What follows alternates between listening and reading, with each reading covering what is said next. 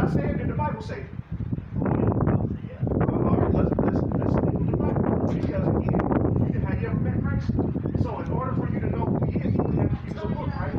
And so if the book said that he was brown, which is brass, and he burnt, which is black, that means a very dark black man. That's what the Bible just said, right? But Christ said, if you've seen me, then you've seen the Father. What would God look like?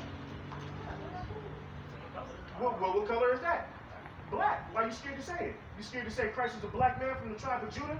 That the Jews are black? Is that what you're scared to say? You scared? No, you scared to repeat after the Bible. I ain't worried about the people, because guess what? Only you can deal with your salvation. When the Most High God come back, everybody that denied Christ, guess what they're going to be? A ball of fire. But it's your job to bring these scripts to life and say he was a black man. Why? Because John the Revelator was there. He knows Christ. He said he was a black man, or he wouldn't have written it down. You know, people like to say, color don't matter. He was love. If somebody break in your house, does it matter? It do matter, because guess what you got to tell the police? What you going to tell the police?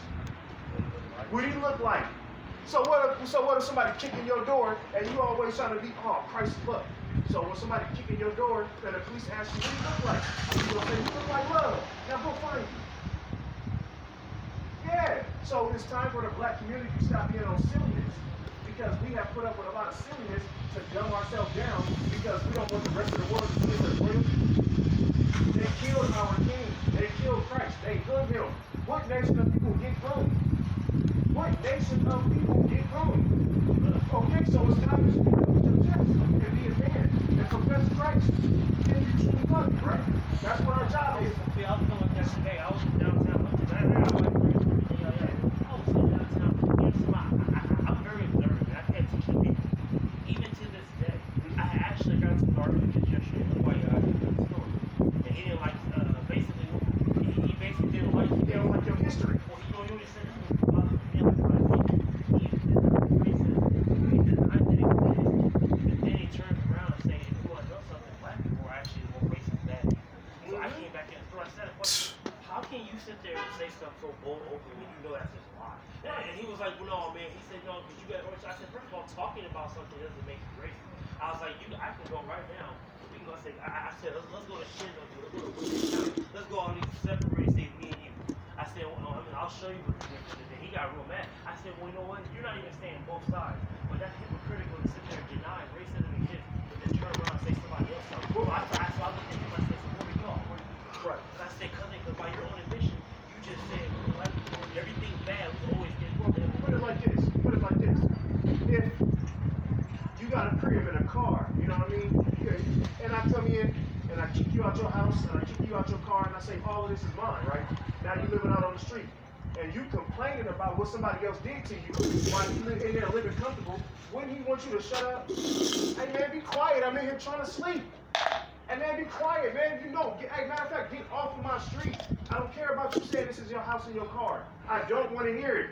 It's my house. It's my car. The fuck off the street, right? Right? That's what he would say to you. Because now you complaining about something that belonged to you. And what does he say? Man, you racist, man. You know this is mine. Does this land belong to white people? Does this land belong to white people? No. Who does it belong to? You're right. Really, the name American is right. Oh, so we know that this land, it's not really not. These are facts that are based in historical evidence. That's the Native Indian right there. What is that white man doing? So we know that this house belongs to them, and what did they do? What did they do? Took it over. So therefore, of course, somebody who now owns all of your vineyard, who able to steal all of your bison and your ox, of course he would say, this dude is racist. He keep talking about the past. He keep wanting to bring up the past. Hey, and that's why they don't want us to bring up the past. But guess what? This is biblical history. In order for you to know history, you would have to know where you come from and where things start. We have to deal with the Bible. We can't deal with other people's opinions while they get mad and try and cuss us out and tell us to shut up. We have to deal with biblical history. All right? What's his name? Who is that? Come on, man. What's his name? Who did they do that to? Emmett Till. That's Emmett Till. So you don't know the history of Emmett Till from Chicago Trump went down to St. Louis, they claimed that he whistled at a white woman, before a white man beat him up, destroyed his whole thing, dropped him in the water blew up all his features. Probably in like the 40s or 50s, 60s. But the problem is that's just one. We got hundreds of thousands, maybe millions of these stories. You know what I'm saying?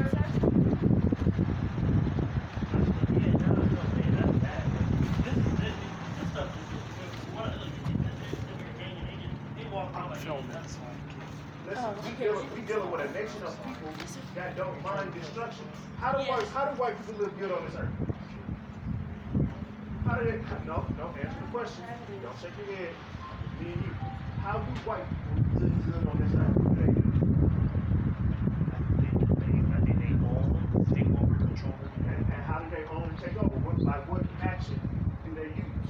Usually violence. Violence or war, right? They start wars. We still do that. They still do it to this day, right? So now we're dealing with a nation of people that are called violent because of the small Crips and Bloods. But do Crips and Bloods own anything? No. So their level of violence is very low because their level of violence can't get them anything. But there's somebody on this earth whose level of violence is able to start wars, able to take over your land, able to cause famine and pestilence. You know, COVID is a man-made disease, right? So now we're dealing with a nation of people that don't mind starting wars, getting you sick, and then making you come to them for your money. You know what I mean? So when you arguing with people like that, man, if you don't have God's wisdom, then you'll kind of feel bad like,